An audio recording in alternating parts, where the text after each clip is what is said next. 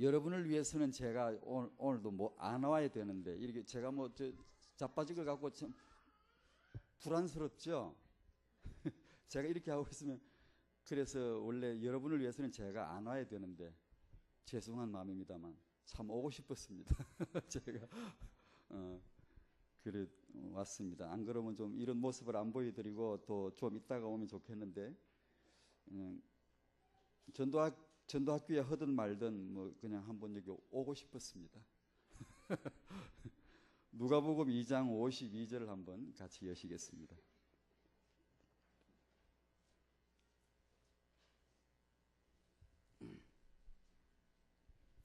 누가복음 2장 52절입니다. 한 구절입니다. 같이 읽겠습니다. 시작. 예수는 그 지혜와 그 키가 자라가며 하나님과 사람에게 더 사랑스러워 가시더라. 아멘.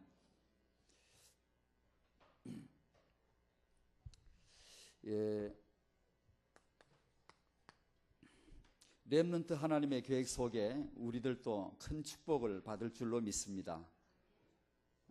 이렇게 너무나 중요한 시간표에 우리가 인도를 받고 또 개교회별로도 세계비전교회도 이렇게 귀한 렘넌트 하나님의 계획 속에 인도받고 기도하고 이렇게 있으니 참 앞으로 이루어질 일이 얼마나 크겠는가. 참 큰 축복이 우리 앞에 기다리고 있음을 믿습니다.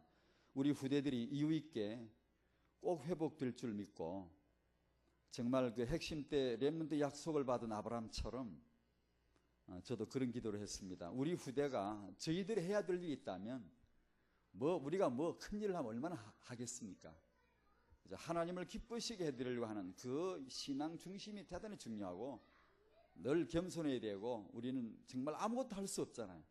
오직 은혜뿐이고 다만 우리 이제 세계복음화 이 엄청난 비전을 받고 은혜를 받으며 신앙생활을 해온 저희들이 꼭 해야 될 일이 있다면 사라지기 전에 꼭 해야 될 일이 있다면 우리들의 후대들 이 후대들이 세계복음화 앞에서 이유 있게 설 수 있는 그 언약을 우리가 받아내야 되죠. 우리가 그걸 붙잡아야 되죠. 그럴 때 아마 우리의 그 신앙의 그 마지막 그 마침표, 그 결론이 아름답게 되지 않을까 싶더라고요. 이 렘넌트 운동에 있어서 이것은 우리의 야망이나 우리의 욕심도 아니고 우리의 어떤 계획도 아니었습니다.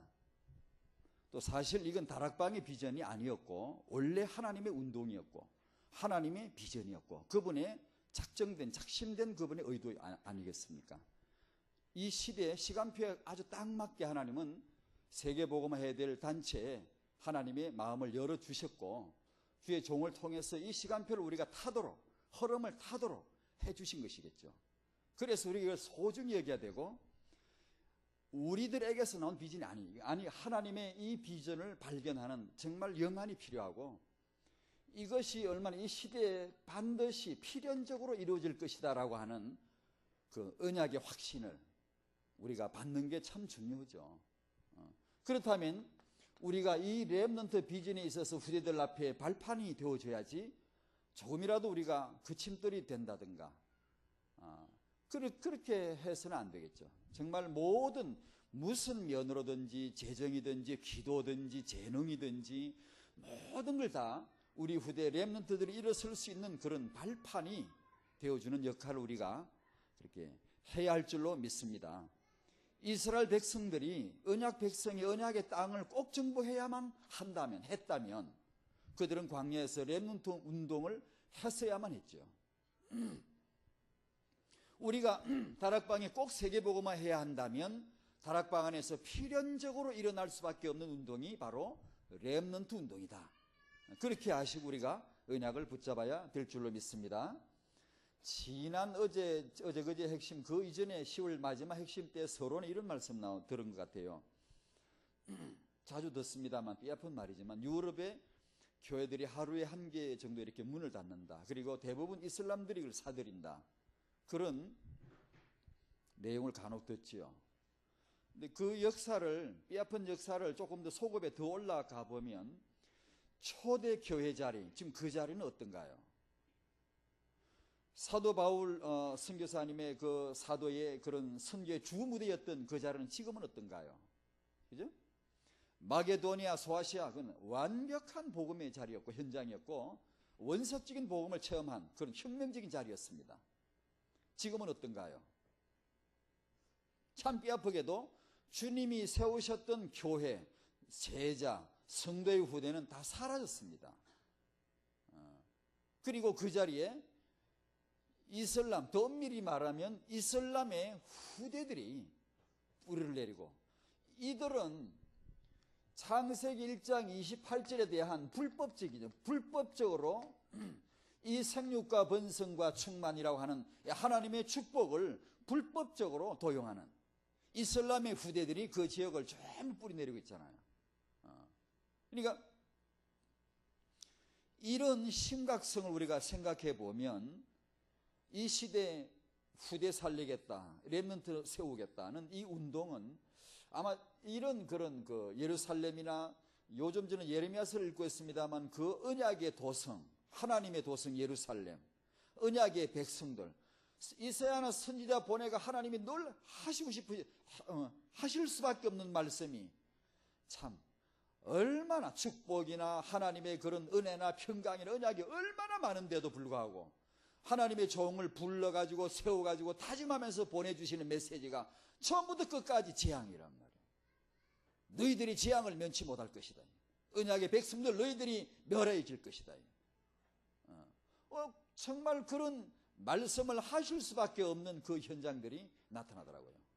그러니까 말을 안 들으니까, 하나님이 이런 계획들을 못 깨달으니까 결국 그런 어려움을 당하는 걸 볼 때 우리가 이런 렘넌트 운동에 정말 동참하고 참여하고 이 세계비전 교회가 이 지역의 렘넌트 운동에 정말 센터가 되어가지고 이런 창세기 1장 28절을 성경적으로 바르게 회복하고 이런 불법적인 이슬람의 후대들, 이런 언약의 후대가 아니란 말이에요. 누구는 아기는 낳지, 다 낳죠. 아브라함에게 왜 보세요, 아브라함을 해가 터지게 불러내가지고 어려운 발걸음 시켜가지고 아주 뭐 특별하게 뭐 하실 듯 하더니만 기껏 하신다는 약속에 애 하나 낳게 해주겠다고. 뭐 누구 집에 애는 안 낳나요? 아무도 못 낳는데 네 집만 낳게 해주겠다고 그러면 이야 대단하겠다 싶은데, 뭐 애들 다 뭐 5, 6, 10 다 낳는데, 그 흔하디흔한 애들 다 낳는데 뭐 아브라함 불러가지고 애가 터지게 아들 하나 낳겠다 해줘. 이게 무슨 뭐 별거나 됩니까? 그 아들이 뭔데요? 그 후대가 뭔데요? 바로 이런 이 세상에 허다한 그 후대들이 잘못된 겁니다. 불법입니다. 이거 하나님 언약이 없는 겁니다. 없어요. 하나님의 언약이 있는 후대요. 하나님과 계약된 후대요. 그것을 시작하시겠다는 것이죠. 그게 렘넌트 운동이죠. 뭐 누구는 애기 안 낳나요? 누구는 아기 귀하지 않나요? 다 귀하죠. 우리들의 후대가 정말로 회복되어야 될 당위성, 귀하디 귀하게 언약 안에서 일어서야 될 당위성, 우리의 자만이나 우리의 그 쓸데없는 자긍심이 아닌 진정한 언약 안에서 하나님의 계획이다. 그렇지 않습니까? 그런 의미에서 이 렘넌트 운동을 바라보는 것입니다. 지금.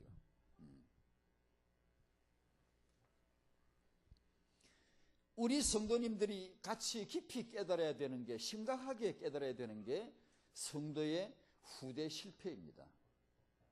아담, 엘리, 사무엘, 다윗 다 아주 놀라운 인물들입니다. 그러나 외적인 사역으로는 정말 놀라운 분들입니다. 영원한 모델입니다. 정말로 배워야 되고 존경스러운 분들입니다. 그러나 성도의 후대에 들어오면 공통점이 하나 있는데 거의 실패했다는 내용이죠. 우리가 오늘 복음 운동만 하면 됐지 왜 렘넌트 운동 해야 되죠? 완벽한 복음 전하면 됐지 뭐. 복음 운동만 하면 됐지 왜 렘넌트 운동 해야 되죠? 예. 역사에 시대적인 그런 여러 인물들, 제 나름대로입니다. 제가 뭐 깊이는 모르지만 나름대로 인물들을 조사해보고 단체들을 내 나름대로 이거 하느라고 조사를 내 나름대로 해봤습니다. 해보면 복음이 제대로 된 복음이 전해진 역사가 많이 있긴 있습니다. 메시지가 있지만 여기 와서 실패하죠. 왜 실패하는가 하니 나이가 늙어서 죽을 때쯤 되면 이게 인생임을 그때 깨닫나 봐요. 위대한 인물들의 약점이 그건 같아요. 워낙 위대하니까, 훌륭하니까, 사역에 막 범위가 넓어지고 막 대단해지니까 그 뜻밖의 약점이 뭐냐 하면 뜻밖인데요. 이 렘넌트에 대한 이유를 잘 못 깨달았어요. 그래가지고 늦게 시작해요. 늦게 시작하는데 시작을 해도 30%, 40% 정도 이렇게 투자를 해요. 이렇게 관심과 집중도를. 거기서 실패하는 것 같아요. 제 나름대로의 그 분석입니다. 다락방에서는 렘넌트 운동을 30%를 두는 게 아니고요. 지금 50%를 두는 게 아닙니다. 어른들이 세상 떠나기 전에 승부수를 던지는 겁니다. 이게 사활을 거는 거고, 진정한 진짜 복음 맞냐 비전이 맞냐 진금 승부를 지금 내놓는 건데요. 이 렘넌트 운동의 전력을 지금 개교회나 우리 교단 전체로나 본부로나 전력을 지금 투자하려고 하고 있는 거 아니겠습니까?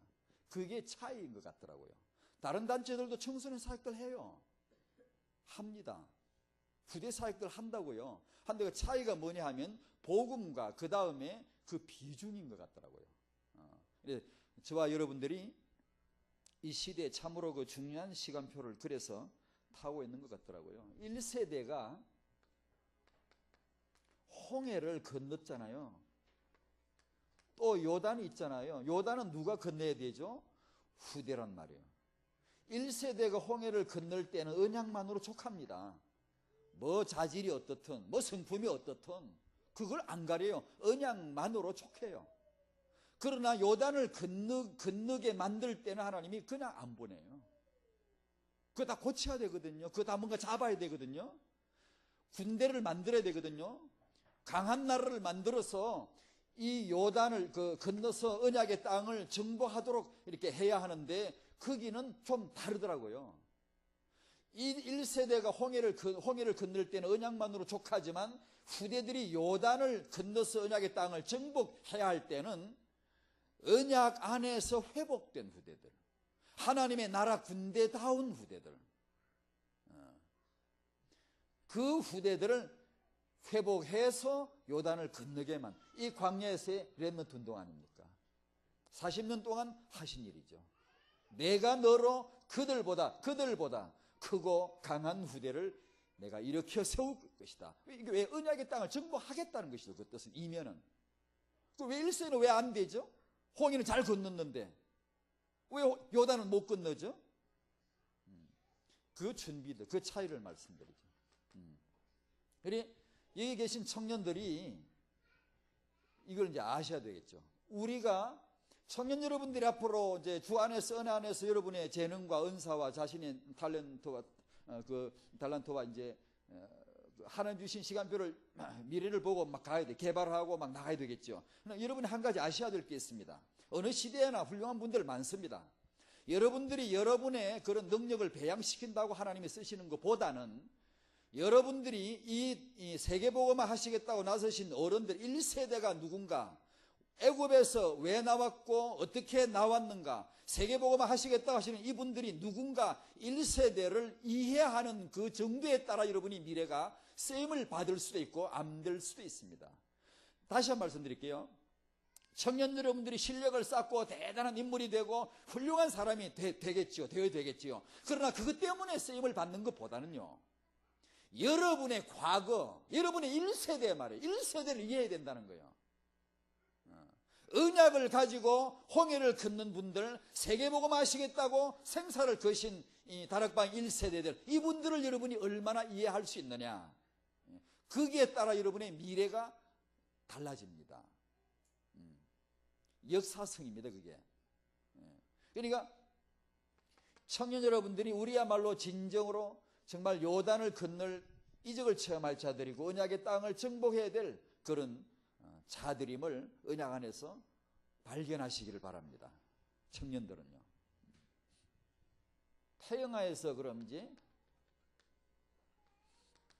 이런 이제 하나님의 비전 가운데 태영아에서는 렘넌트에다가 BM을 붙여봅니다. 또 청년들에게 수선대오란 이름을 한번 제가 말씀을 드리기도 했었습니다. 선대를 아는 것만큼 여러분이 미래가 열릴 것이다.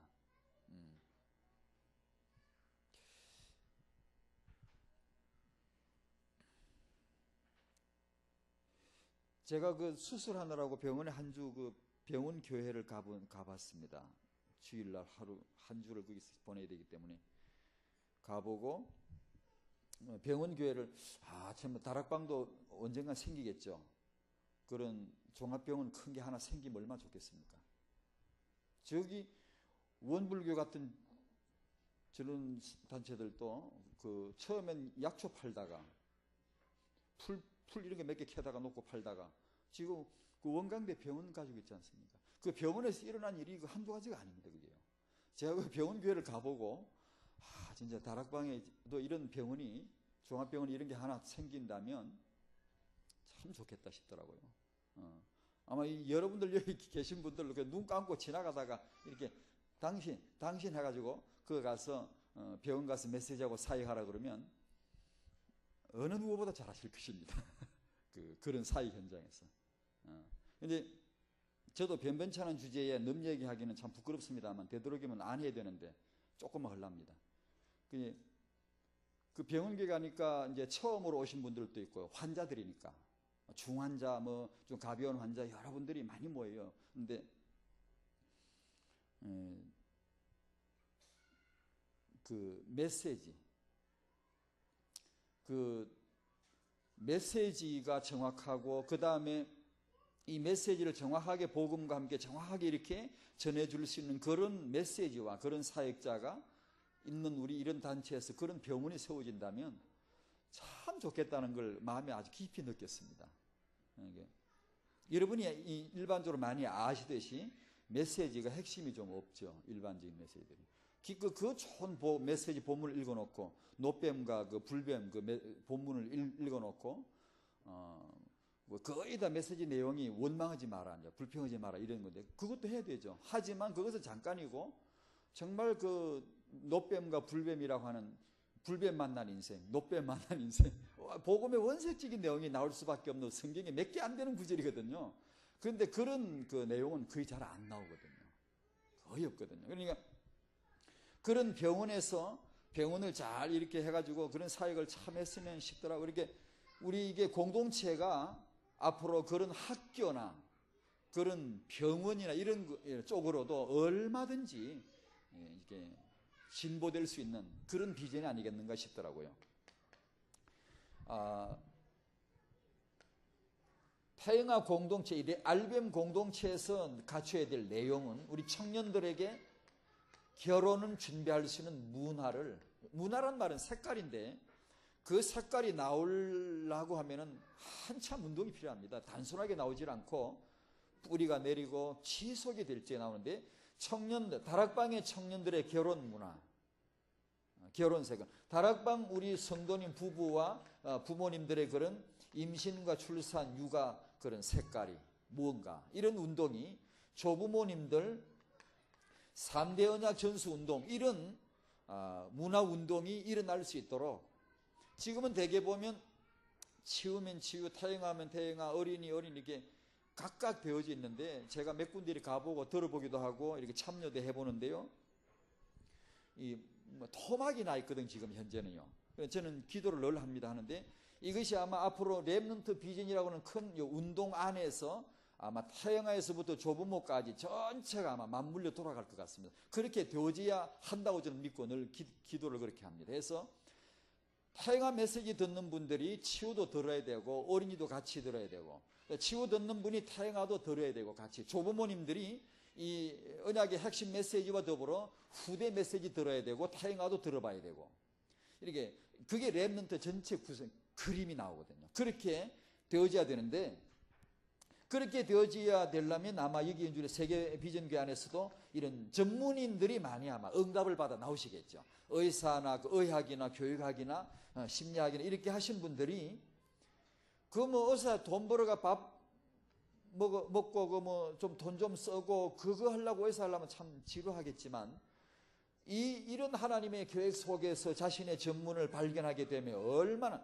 공동체 안에서 해야 될 일이 얼마나 많은지 모르겠다고 그래요. 이게 저와 같은 목사가 메시지를 하면 전문인들이 해야 될 일이 쫙 이렇게 많이 나오거든요. 제가 이렇게 몇 군데 우리 다락방 안에서 전문 사역이 아직은 우리가 좀 멀었구나 싶더라고요. 앞으로 이제 이런 분들이 이제 계속 응답받아 나오겠죠. 나오는데 학문만 가졌다고 해서 미국가 유학을 하고 뭐 박사학위를 좋은 걸 받았다고 해서 전문인 강사로 서는 경우, 그 다음에 복음의 그런 절대성을 모르는 이런 단점이 있지만, 또 한 가지는 복음은 확실하지만 학문을 무시하는 너무나 세버린 사명자, 너무 사명자, 이렇게 학문에 대한 균형이 없이 그냥 이렇게 무시해버리는, 차라리 모르면 모른다 그래야 되는데 무시해버리는, 배제시켜버리려고 하는 그런, 이 두 가지가 전문사에게 한계인데, 문제인데, 앞으로 이제 좋은 이 복음과 전문이 만나는 그런 응답이, 아마 여기 이제 전문인들 여기서도 많이 나올 줄로 믿습니다. 그런 분들이 나오셔서 공동체 안에 앞으로 하실 일이 참 많으실 것 같아요. 전문 분야에 이렇게 가면, 몇 군데 한번 가보고 이렇게 해보니까요, 앞으로 아마 이런 분들이 많이 나오실 것 같더라고요. 그건 아직은 보면 좀, 아직은 좀 아직 이제 과정인 것 같아요. 학문만 단지 있다고 해서 서는 것 같은, 전혀 영적으로 조금 이렇게 준비가 안 되어 있는 듯한 그런 분위기도. 앞으로 아마 과정 속에 나올 것 같습니다. 네 번째로, 이 렘넌트 공동체 안에서 우리의 미래 지도자들이 나올 줄로 믿습니다. 엘리트 비전이죠. 엘리트 비전. 자, 이게 렘넌트 모델로서, 우리의 영원한 모델로서 이사야 6장 13절 거루터기이신 그리스도, 또 렘넌트 7 모델 메시지 늘 봤습니다. 이 렘넌트 육아에 있어서 누가복음 2장 52절을 읽었는데, 하나님과 사람에게,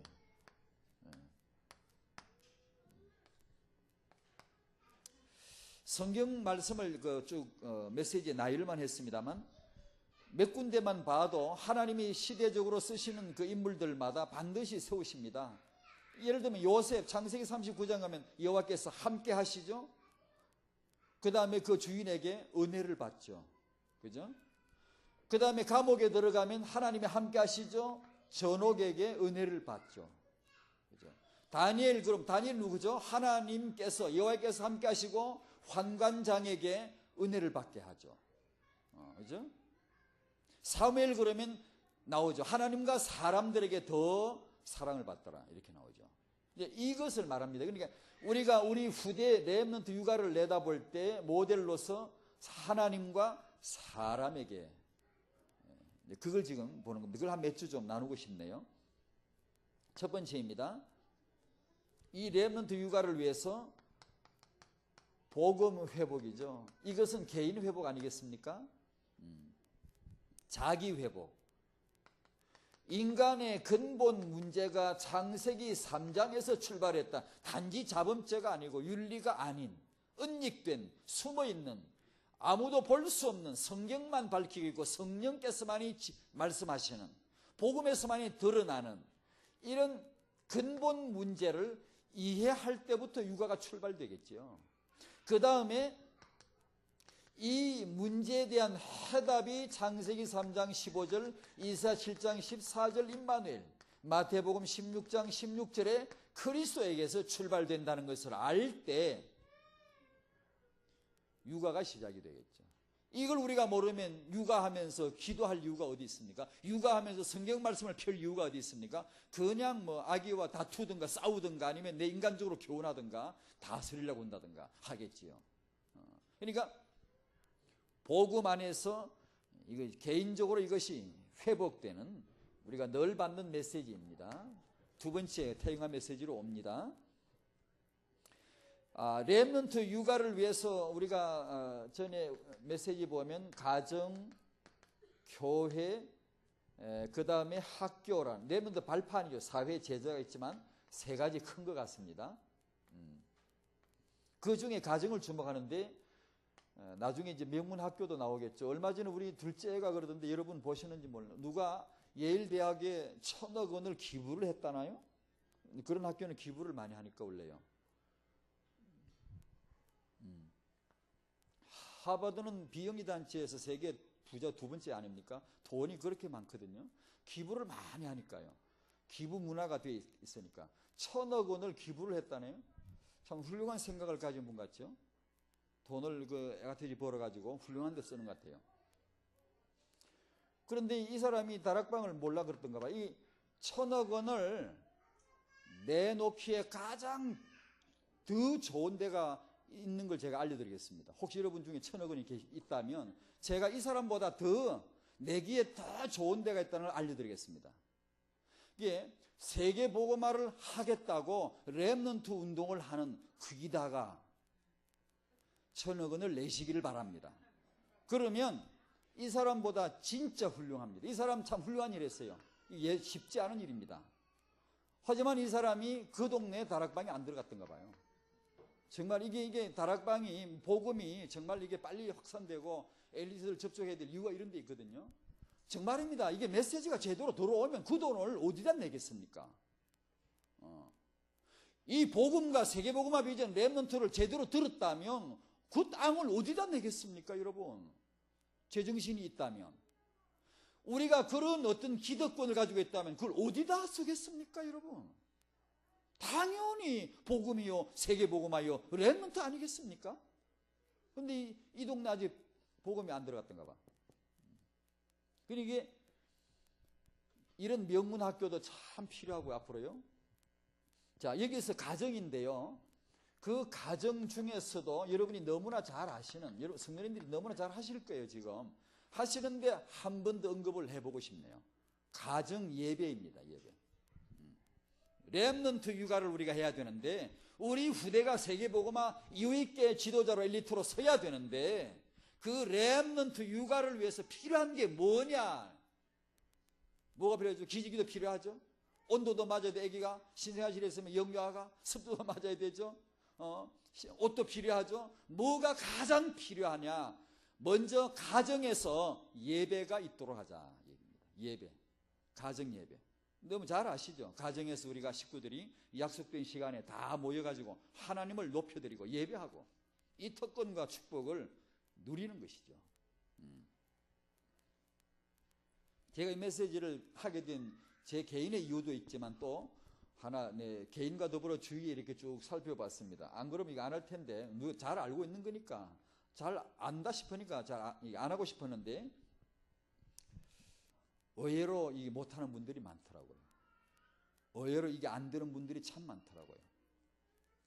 그래서 이걸 꼭 한번 하는 겁니다. 육아, 하나님과 사람에게 사랑을 받게 하려면, 그렇죠? 우리 렘넌트 후대들이 하나님과 사람에게 유익게 하려면 가장 먼저 그 육아는 예배가 곧 육아 현장이 되어야 된다. 어떤 머리를 책을 읽고 뭐 지식으로 이렇게 하지 말고 제일 먼저 이 육아에는 예배가 가장 안전한 그 현장이다.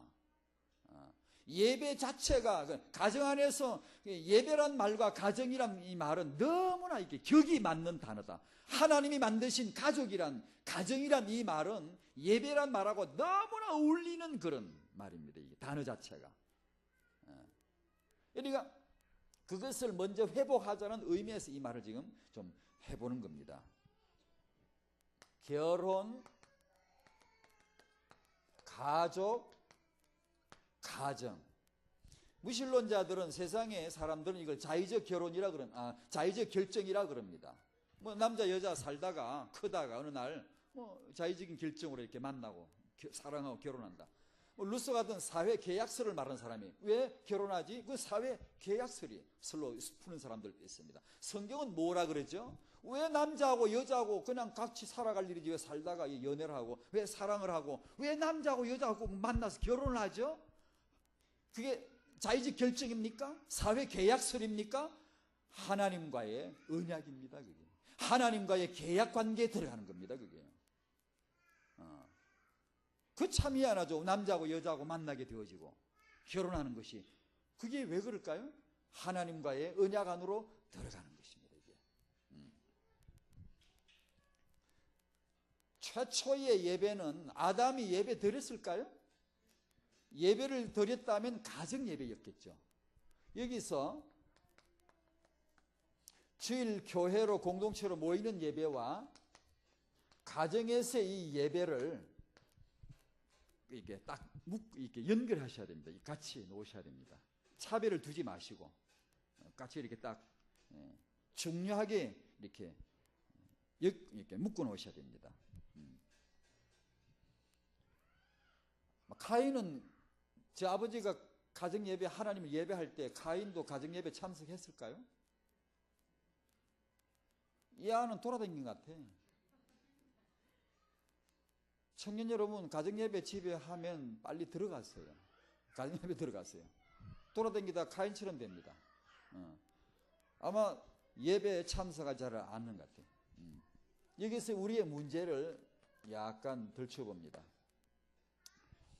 주일날, 어제 우리 주일날 교회에 모여서 뜻있는 너무나 복된 누림이 이 예배를 참여를 하면서도 의외로 가정 예배를 소홀히 할 수가 있습니다.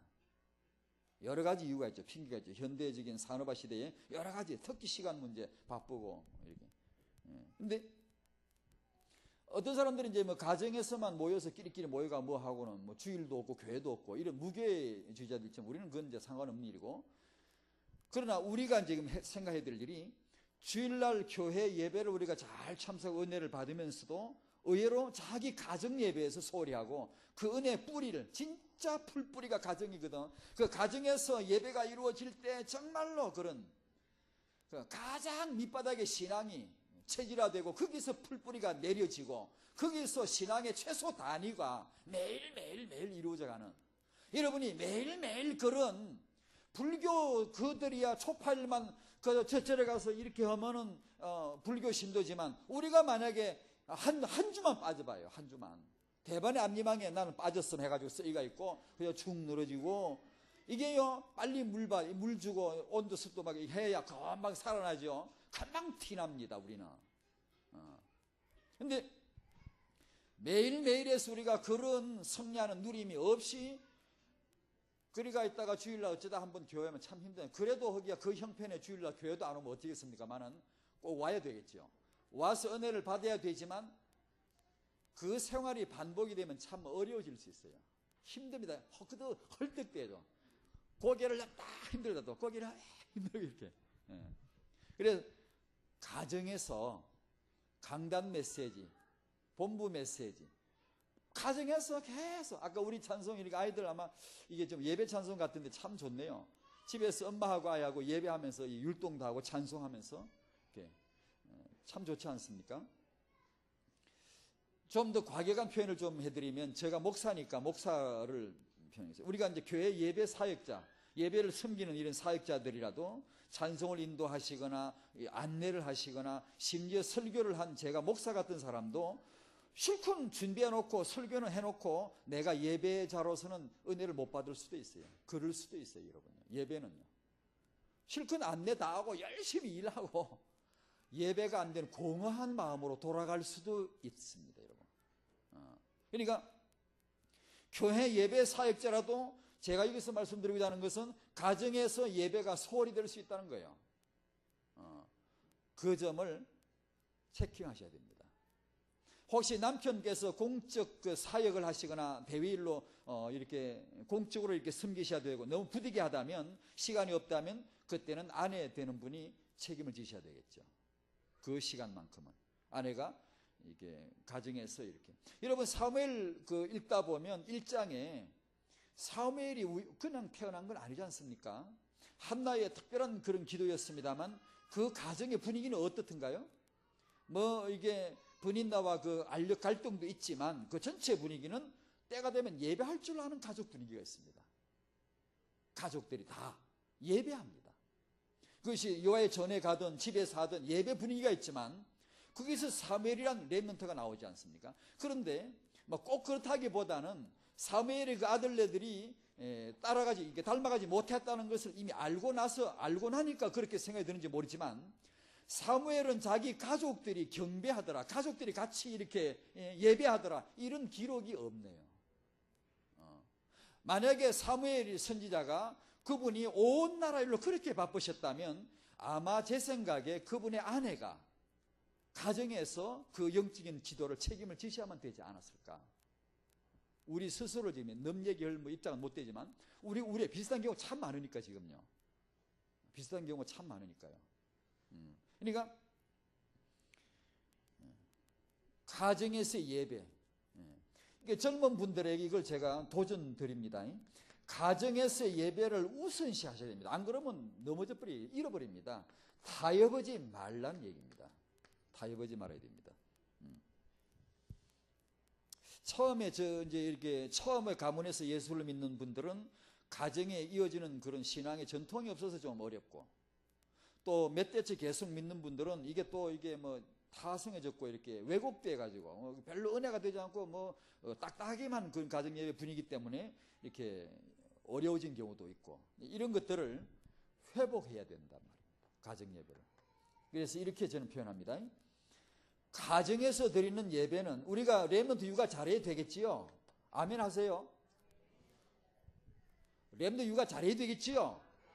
우리 미래 렘넌트 운동 가운데 미래 지도자 나오겠지요? 나옵니다. 예, 나오고 말고요. 이 후대 육아를 위한 가장 안전한 장치가 뭐냐? 가정 예배로 둬야 됩니다. 육아, 어떤 육아 가장 좋으냐? 어떤 책이 좋으냐? 이 책이 좋으냐? 제가 어디 가면 자꾸 물어보는 분들이 있어요. 그래, 알려드리기도 하지만 성경 봐야지. 성경은 넉넉한 육아입니다. 여러분, 성경은, 메시지는, 복음은, 예배는 우리 후대 육아의 가장 안전한 장치고요, 넉넉한 하나님의 육아 양식입니다. 완벽한 육아 양식이 성경에 나옵니다. 결코 부족하지 않아요. 그런데 그걸 모르고 자꾸만 무슨, 제가 책을 저도 강조를 하니까 이 잘못할까봐 저도 요새 말하고 싶지 않아요. 왜냐하면 책 그러니까 사람들이 자꾸 책만 보려고 그러는데, 저는 책을 늘 봅니다. 하지만 성경을 더 봅니다. 늘 봅니다. 매일 봅니다. 그러니까 책을 보라는 얘기지. 성경의 은혜를 요새 가을 단풍이 참 좋다며 오다 보니까 뭐 버스들이 많은 거 보니까 전부 단풍놀이 댕기는가 봐. 그 돈 다 렘넌트 헌금에 내야지. 어디를 쓰고 댕기는지 몰라. 그렇잖아요. 뭐 사먹는 거 간단히 사먹고, 우리 세계 비전교회 가지고 좋은 것만 다 얻어먹었는데 점심때마다 사주지 마세요. 저요. 이제 지금까지 얻어먹은 것도 많이 얻어먹고요. 이게 싼 거 먹으면 됩니다. 렘넌트 헌금해야 돼. 다요. 한 푼이라도 남으면 전부 거기다 넣어야지. 그죠? 이게 예수 단풍보다 더 좋습니다. 설악산보다 더 좋습니다. 성경, 메시지, 복음, 은혜, 거기서 우리가 은혜를 받고, 육아하는 엄마가 복음 때문에, 그 성경 말씀 때문에 은혜를 받아야지. 은혜를. 그게 이렇게 배워질 적에 그게 진정한 육아요. 이 아이를, 신생아를 위한 온도 습도가 맞아야 되는데, 아이를 데리고 산부인과 애기 나가지고 태원애가 집에 데리고 오는데, 그냥 이 겨울에 살얼음 막 얼고 뭐 눈보라 치는데 지붕도 없이 집도 없이 노천에다가 노숙을 하고 천막대기 치고 앉아서 아기를, 신생아를 키워야 된다면 얼마나 어렵습니까?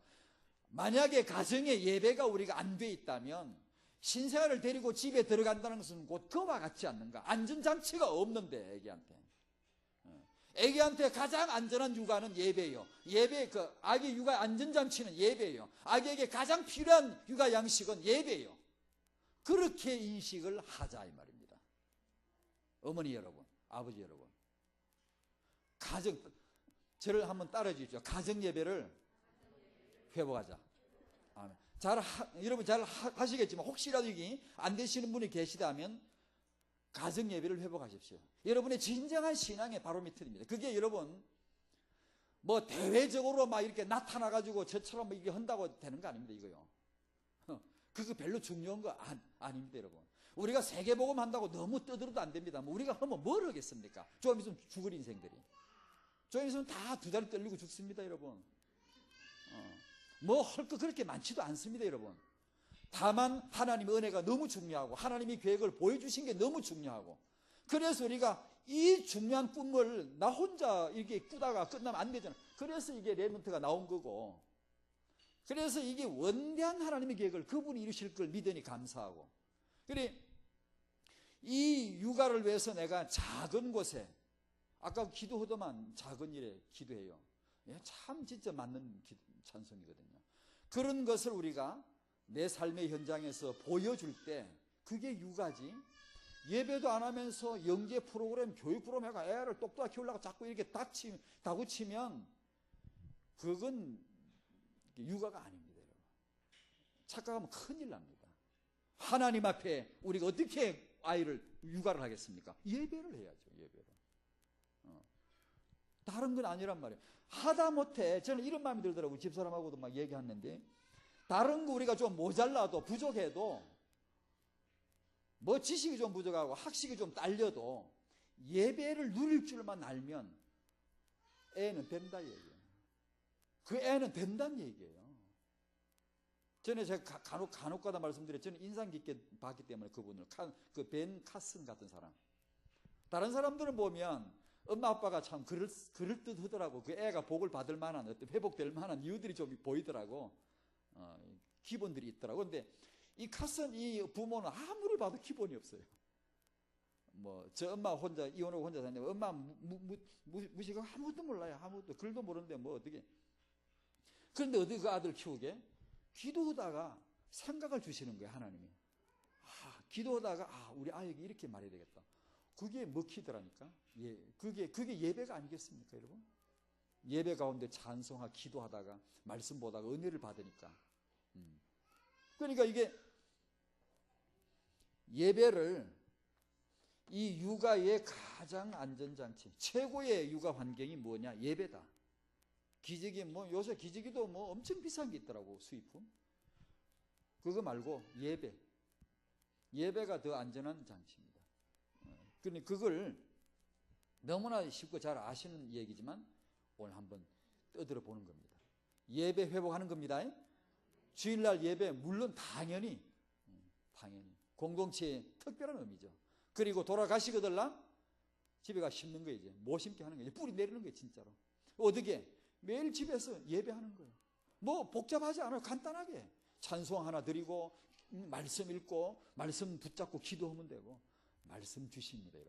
여러분이 가정에서 예배를 해보면 강단에서 주신 말씀, 본부에서 핵심에서 우리가 받는 말씀들이요 탁탁탁 부딪혀요. 탁탁탁 연결돼요. 그런 걸 체험하셔야 돼요. 그래서 그것이 육아의 능력이 돼야 돼요. 육아의 능력.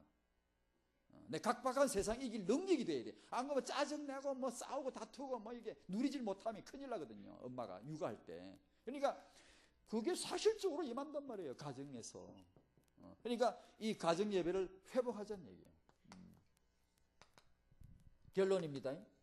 청년 여러분들 집에 가정 예배 드리시면 어떻게? 참석하세요. 돌아다니지 말고. 가인처럼 돌아다니면 비암을 만날 수 있습니다. 비암을 만나는 건 좋지만 끄끄라고 만난 거지만 가정예배에 빠지고 만나면 그 메시지가 더 세 들어와요. 그래서 가인도 했죠. 그러니까 우리 집에는 가정예배 아직 없는데 그러면 잘 됐네. 혼자서 이제 시작하십시오. 장가가기 전에 시집가기 전에 예배가 되도록 내가 내 사는 현장에서 예배가 되는 게 몸에 배도록 해야 돼요. 그래야지 부부가 만나서 살지. 부부가 만나면 한두 가지 싸울 일이 아니에요. 안 맞는 게 너무 많은데 연애할 때 눈에 씻으니까 맞는 것 같지만 커플이 벗겨지면 안 맞는 게 더 많습니다. 사실이지 그게. 그렇다고 뭐 이혼해야 됩니까? 아니요. 하나님의 계획은 그겁니다. 오히려 그겁니다. 그 차이 가운데 조화를 보라는 거거든요. 그런데 만나서 이게 살 능력이 누구에게는 있나 그렇잖아요. 다 비슷비슷해요. 예배. 하나님 앞에 무릎 꿇을 줄 알면 되겠죠. 그렇죠? 그러면 내 교만도 깨어지게 되고 상대도 이해하게 되고 안 그러면 이해가 안 돼요. 저 인간이 왜 저런지 이해가 안 돼요. 그러니까 그보다는 청년 여러분들이 앞으로 여러분의 후대가 세계복음화 렘넌트 맞죠? 청년 있으면 대답해요. 쫓아내기 전에. 청년 여러분의 다음 후대가 세계복음화 렘넌트 맞죠? 그죠? 그러니까 가서 애만 턱 낳아놓으면 되는 게 아니고 이제 여러분들이 예배를 훈련을 쭉 받아가면서 딱 해야 될 게 하나 있어요. 여러분의 현장인데요. 그 현장 중에 또 현장, 가정, 삶의 자기 저서에서 빛을 내는 거예요. 조용히 떠들지 말고. 이러면 직장 가서도요, 학교 가서 떠들지 마세요. 나 예수 어떻게 나 지금까지 저도 그런 여러 번 경험했는데요. 그 별거 없습니다, 여러분. 조용하지만 빛을 내는 그런 지혜가 있어야 돼요. 정말로 누림이 있어야 되고요. 야, 저 사람 진짜 다르다. 이게 표가 나야지. 무슨 뺀질뺀질 하면서 이게 막 떠들기만 하고 이런 것보다는, 자, 그래서 여러분들이 그런 현장에서 예배가 되어지는 것을 지금부터 하십시오. 집에 안 하면 혼자 하시면 돼요. 하나님, 이제 혼자 가정예배 시작합니다. 둘이 되고 셋이 될 줄로 믿습니다 하고 가정예배를 한번 시작해 보세요. 자기 공부방 들어가면 찬송하세요. 기도하세요. 성경 한 장 읽으세요. 그리고 하나님 주신 말씀 한번 묵상해 보세요. 그런 식으로 주일날 메시지 정리하고요. 정식기도 하지 않습니까? 그렇게. 우리 부모님들의 그 가정에서의 그 예배를 꼭 드리실 수 있도록, 그리고 남편이 가장으로서 그 예배를 인도하실 수 있도록, 여성들이, 아내들이 말은 잘하시지만, 말은 얼마나 잘해요? 여자분들이 얼마나 말하죠. 다락방의 통역 전부 다 여자들이 하죠. 말이 얼마나 잘해. 그냥 말 잘한다고 이게 예배를 잘하는 게 아니고, 가장 남편분에게 예배를 인도하실 수 있도록, 혹시 나보다는 믿음이 떨어지는 것 같아도 절대 그러면 안 됩니다. 남편으로 하여금 예배를 인도하실 수 있도록 그 내용들에 여러분들이 너무 잘하실 거예요. 이 가정 예배는 우리의 너무나 익히 아는 우리 전통이니까, 그걸 한번 아는 것 같지만 포럼을 잘 해보시고 해서 남편이 예배를 잘 이렇게 하고 축복할 수 있도록 예배를 꼭 하시고. 조부모님들, 여기 할아버지 할머니 계시죠? 할아버지 할머니가 왜 할아버지 할머니 되게 하셨을게? 가정 예배 이 전통을 세우는 책임을 지라고. 우리 후대들에게 두고두고 이 가정 예배에 그런 아주 모습을 보여주고, 나이 노쇠한 어른이 하나님 앞에 가정에서 겸손히 기도하는 모습을 보여주고. 이건 진짜 육아입니다. 이게 뭐 다른 거 아니에요. 그러니까 그런 조부모님이다 아시고, 우리 세계비전교회 우리 후대들이 정말 렘넌트의 축복을 받게 될 줄로 믿습니다. 어제 우리 작정들 많이 하셨습니까?